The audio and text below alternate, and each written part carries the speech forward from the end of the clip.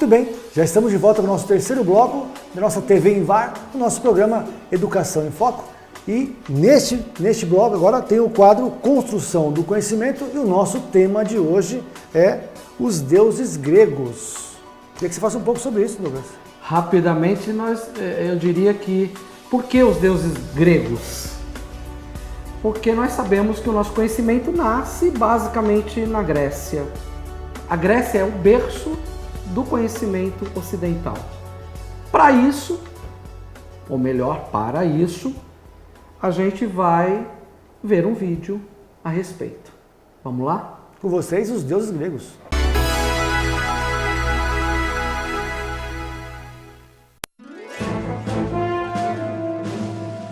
As milenares terras da Grécia, que descansam nas águas quentes do leste do Mediterrâneo e estão cercadas de mais de 1.400 ilhas, podem ser consideradas o berço da civilização ocidental.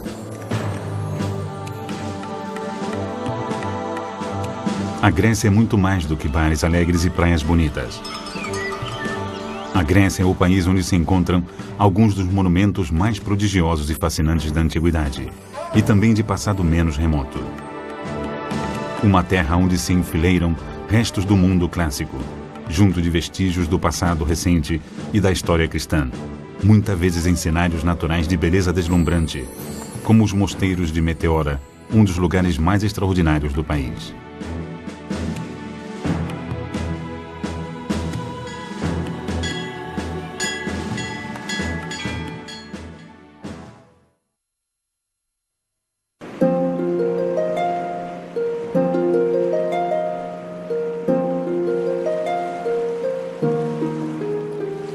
Ao longo da história, muitos acreditaram que certos lugares, por uma razão ou outra, possuem propriedades mágicas para a cura dos doentes.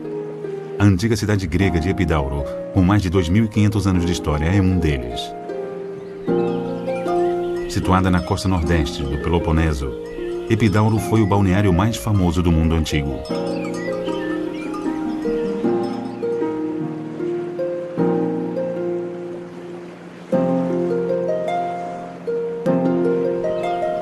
Em seu tempo, Epidauro ficava repleta de gente que procurava conselho, uma cura milagrosa ou intervenção divina. O magnífico anfiteatro de Epidauro é a relíquia mais bem preservada de suas ruínas. Não é apenas um dos teatros clássicos gregos que se acham em melhor estado. Foi considerado em seu gênero um dos melhores centros de entretenimento da época.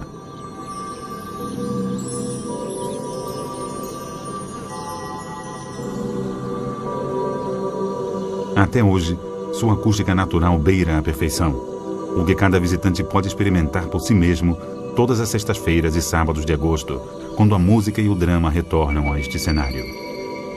Construído para abrigar mais de 12.000 espectadores, este teatro apresentava muito mais do que simples diversão para os pacientes que buscavam o balneário próximo.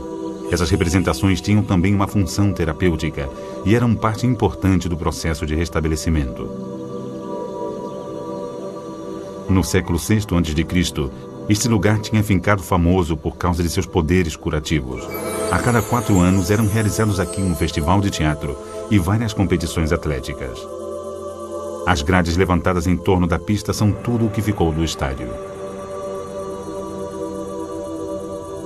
Este lugar foi escolhido como área para a construção de um hospital e um centro de reabilitação, porque se encontrava perto do local onde nasceu Esculápio, o deus grego da medicina. Esculápio era um médico tão capaz que as pessoas acreditavam que ressuscitava os mortos. Era sempre representado por uma cobra enroscada num bastão, já que a cobra simbolizava a regeneração, por sua propriedade de mudar a pele e as escamas. O bastão com a serpente ainda é sempre utilizado em toda parte como símbolo da atividade médica. Desde o século V a.C. até a queda do Império Romano, no século V d.C., Epidauro ofereceu as melhores oportunidades no mundo clássico para a cura de uma doença. Sua relação com o deus da cura não só atraiu os pacientes para este balneário, como também gerou muita riqueza. Até o século IV a.C., Epidauro já tinha ficado um lugar de peregrinação tão famoso como foi Lourdes no século XX. Os médicos de Epidauro desenvolveram 4 tipos de terapia. As representações teatrais, que pretendiam colocar o paciente num estado de ânimo positivo, uma nutrição adequada, a medicação e, finalmente, se tudo isso não desse resultado, a cirurgia. Era uma ordem de tratamentos progressivos a que a maior parte dos médicos de hoje talvez não se opusesse. Este método obteve tanto êxito que até o século III a.C. o hospital já havia executado um ambicioso projeto de ampliação com templos, salas de tratamento e de banhos, um hotel, um ginásio e um anfiteatro. No centro do complexo foi erguido um grande templo dedicado ao deus da cura, Esculápio. Embora o tempo e os terremotos tenham reduzido a maior parte desses edifícios a escombros, um museu nos oferece a oportunidade de contemplar a magnífica obra que fez de Epidauro a cidade mais conhecida do mundo clássico. No edifício conhecido com o nome de Própolon, havia várias fontes das quais jorrava a água sagrada. Essa água era empregada nas cerimônias de cura, assim como nas oferendas votivas aos deuses.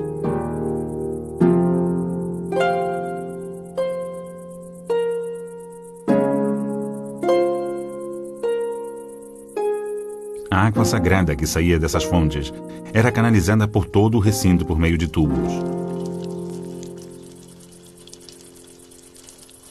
Pedia-se aos doentes que se lavassem com a água sagrada das termas e das bacias, recitando as palavras: "Se quero entrar na casa do Deus, tenho de me purificar completamente."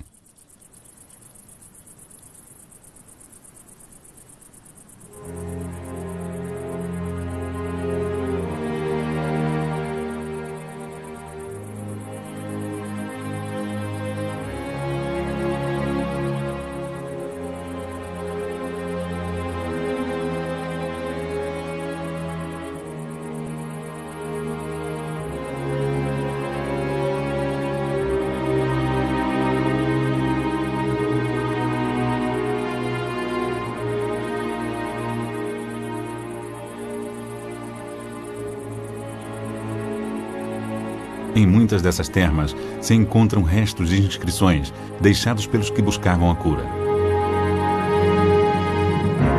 Na realidade, grande parte dessas inscrições eram receitas medicinais e descrições do processo de restabelecimento, os mais antigos textos médicos gregos que se conhecem. O sacrifício de animais aos deuses também fazia parte do tratamento. Quando entravam no templo, os convidados ofereciam bois, carneiros e pombos aos sacerdotes, que os matavam e logo lhes queimavam os corpos, num ritual em honra de Esculápio.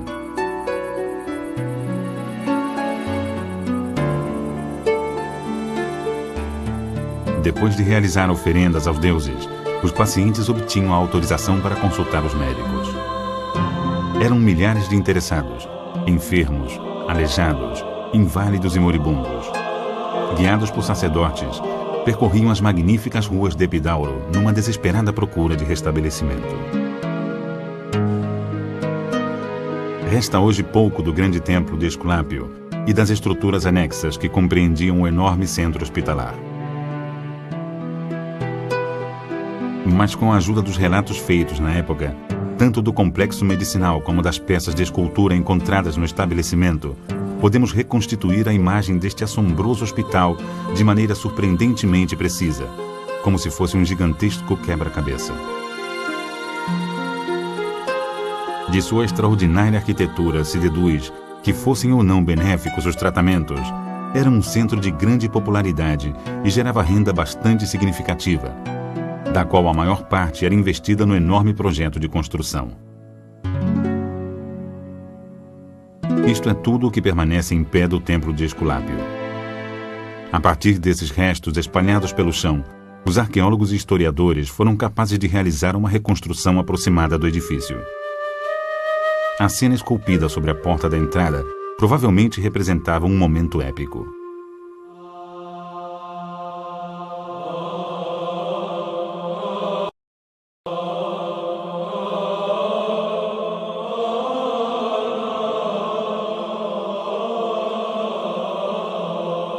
Sobre o templo foi colocada Nice, a divindade da vitória.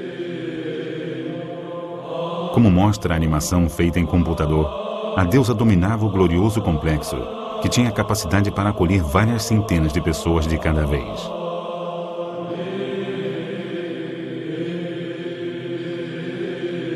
Todos os que o visitavam pela primeira vez ficavam atônitos, é claro. As portas que conduzem ao grande templo eram decoradas com incrustações de ouro e marfim, uma entrada apropriada para a sala de Esculápio. Este, como sempre, é representado segurando o bastão com a serpente enroscada. Acredita-se que o veneno e as mordeduras de cobra faziam parte das práticas curativas adotadas no santuário. Perto daqui se acha Tolos, um edifício de desenho circular que presumivelmente desempenhava também uma função importante nas tentativas de cura. Seu componente mais estranho é um misterioso labirinto subterrâneo situado sob o templo, único de toda a antiga Grécia.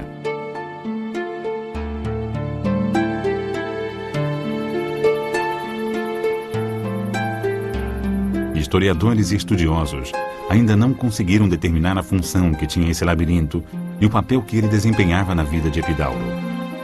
Alguns acreditam que poderia ter sido o viveiro e abrigo das serpentes de Esculápio, utilizadas nos tratamentos. Outros acreditam que passear pelo labirinto simbolizava uma viagem através do mundo subterrâneo, a terra dos mortos, e que o tempo empregado pelo paciente para achar a saída poderia indicar o quanto demoraria para se recuperar.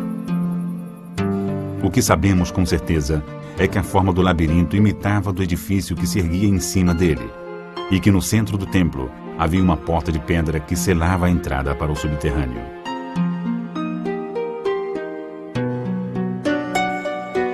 A importância dos edifícios de Epidauro, tanto por sua condição de símbolos de riqueza, quanto pela influência que exerciam no campo da medicina, quanto por serem consagrados a um Deus poderoso, se evidencia no grau de perícia alcançado em suas obras.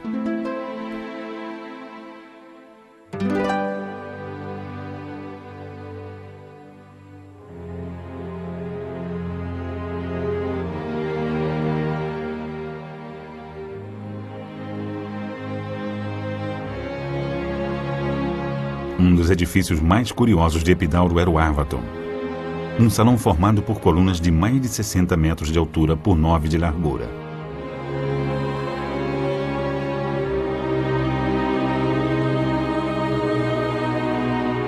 Os gregos acreditavam firmemente no poder profético dos sonhos.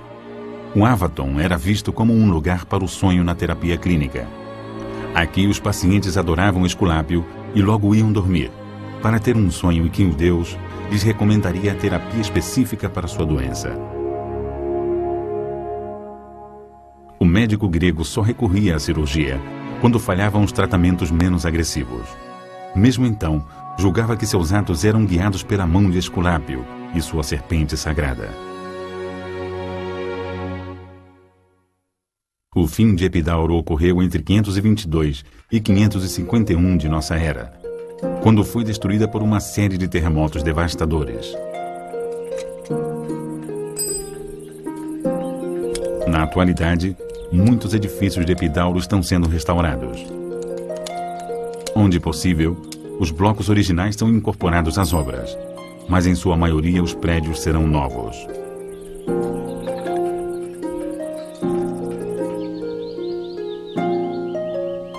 Como se tivesse voltado à vida, Epidauro atrai de novo muitos peregrinos.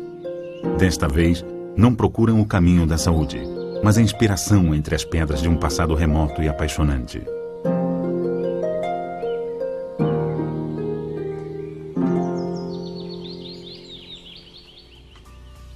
O vídeo ele está dividido em 4 capítulos. A finalidade, em cada programa a gente apresenta um capítulo e aí gostaríamos que você estivesse acompanhando até os últimos. E os professores utilizem esses vídeos para as suas aulas. É isso aí, mestre. Muito obrigado, mestre. Esse é o mestre Douglas Sakamoto aqui conosco, no nosso programa de estreia da TV Invar, Educação em Foco. E eu também quero agradecer essa nossa equipe maravilhosa que dá esse suporte, né, para que este projeto tenha esse sucesso que tem até hoje e com muito mais sucesso pela frente. E aí eu quero deixar você também um agradecimento especial à Editora Planeta, nosso grande parceiro aqui, Editora Planeta. Muito obrigado pelo apoio a esse nosso projeto. E para você de casa que tem alguma dúvida, quer fazer perguntas, não tem problema, nós temos um canal direto com você. Você pode acessar lá tvinvar@invar.org.br, passa lá um e-mail para a gente, tá? Já está no seu vídeo aí, ou pode acessar o nosso site www.invar.org.br, conhecer um pouco mais sobre o Instituto, e daí você vai nos próximos programas nos acompanhando e vai ver que a educação, o tema é muito grande e o programa vai ser muito bacana, né, mestre? Que bom, fico feliz. E eu fiquei mais feliz ainda. Por você estar aqui, pela minha equipe. Aguardo vocês no próximo programa. É isso aí, até o próximo ano, se Deus quiser. Tchau, pessoal.